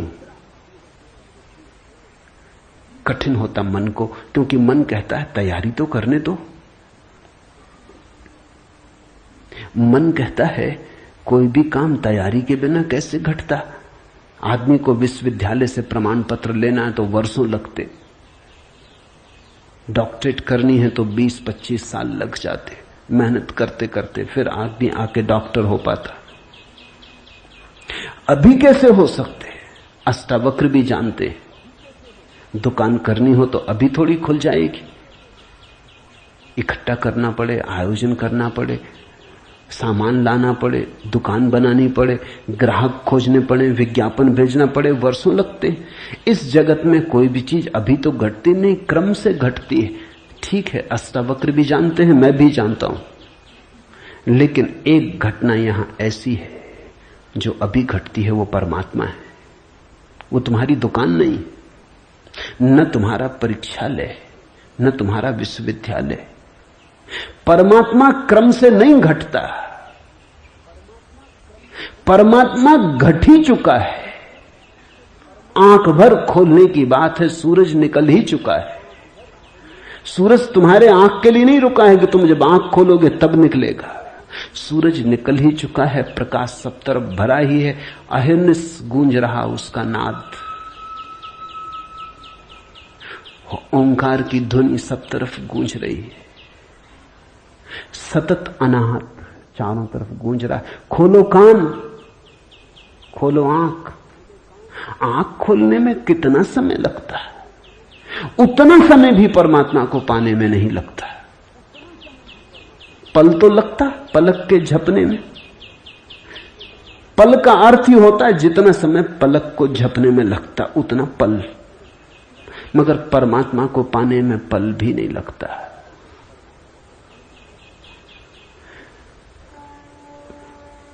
विश्व साक्षी असंगो वसी निराकारो सुखी भव, अभी हो सुखी। उधार नहीं है अष्टावक्र का धर्म, नगद, कैश।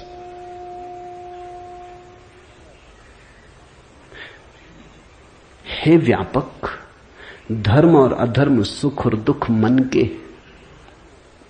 धर्म और अधर्म, सुख और दुख मन के, तेरे लिए नहीं। तू न करता है न भोगता है, तू तो सर्वदा मुक्ति ही है।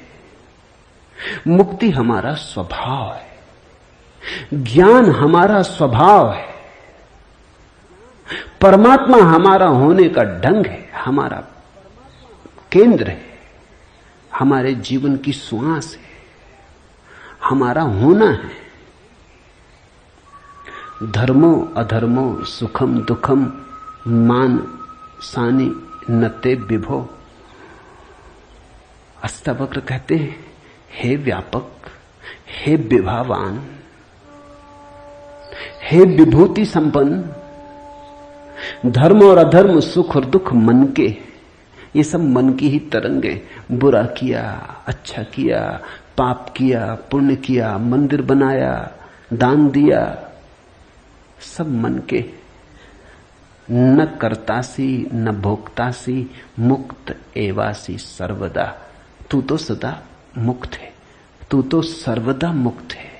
मुक्ति कोई घटना नहीं है जो हमें घटानी, मुक्ति घट चुकी है हमारे होने में। मुक्ति से बना है ये अस्तित्व, इसका रोआ रोआ रंच रंच मुक्ति से निर्मित है। मुक्ति है धातु जिससे बना है सारा अस्तित्व। स्वतंत्रता स्वभाव है, ये उद्घोषणा। बस समझी कि क्रांति घट जाती है, समझने के अतिरिक्त कुछ करना नहीं। ये बात ख्याल में उतर जाए, तुम सुन लो इसे मन भर के बस। तो आज इतना ही कहना चाहूंगा। अष्टावक्र को समझने की चेष्टा भर करना। अष्टावक्र में करने का कोई इंसान नहीं है, इसलिए तुम ये मत सोचना कि अब कोई तरकीब निकलेगी जो हम करेंगे। अष्टावक्र कुछ करने को कहते ही नहीं, तुम विश्राम से सुन लो। करने को कुछ होने वाला ही नहीं है, इसलिए तुम कॉपी वगैरह नोटबुक लेके मत आना कि लिख लेंगे, कुछ आएगा सूत्र तो नोट कर लेंगे, करके देख लेंगे। करने का यहां कुछ काम ही नहीं है, इसलिए तुम भविष्य की फिक्र छोड़ के सुनना। तुम सिर्फ सुन लेना, तुम सिर्फ मेरे पास बैठ के शांत भाव से सुन लेना, विश्राम में सुन लेना। सुनते सुनते तुम मुक्त हो जा सकते हो। इसलिए महावीर ने कहा है कि श्रावक मुक्त हो सकता है सिर्फ सुनते सुनते। श्रावक का अर्थ होता है जो सुनते सुनते मुक्त हो जाए। साधु का तो अर्थ ही इतना है कि जो सुन सुन के मुक्त ना हो सका, थोड़ा कमजोर बुद्धि का है, कुछ करना पड़ा। सिर्फ कोड़े की छाया काफी न थी, घोड़ा जरा कुजात है, कोड़ा फटकारा तब थोड़ा चला, या मारा तो थोड़ा चला। छाया काफी है। तुम सुन लेना, कोड़े की छाया दिखाई पड़ जाएगी। तो अष्टावक्र के साथ एक बात स्मरण रखना, कुछ करने को नहीं है, इसलिए तुम आनंद भाव से सुन सकते हो। इसमें से कुछ निकालना नहीं है कि फिर करके देखेंगे। जो घटेगा वो सुनने में घटेगा। सम्यक श्रवण सूत्र है। अधुनैव सुखी शांतो बंध मुक्तो भविष्यसि। अभी हो जा मुक्त, इसी क्षण हो जा मुक्त। कोई रोक नहीं रहा, कोई बाधा नहीं, हिलने की भी जरूरत नहीं है। जहां है वहीं हो जा मुक्त, क्योंकि मुक्त तू है ही। जाग और हो जा मुक्त। असंगो असि निराकारो विश्व साक्षी सुखी भव। हो जा सुखी। एक पल की भी देर करने की कोई जरूरत नहीं। छलांग है, क्वांटम छलांग। सीढ़ियां नहीं है अष्टावक्र में, क्रमिक विकास नहीं है, सडन इसी क्षण हो सकता है। हरिओम तत्सत। आज इतना ही।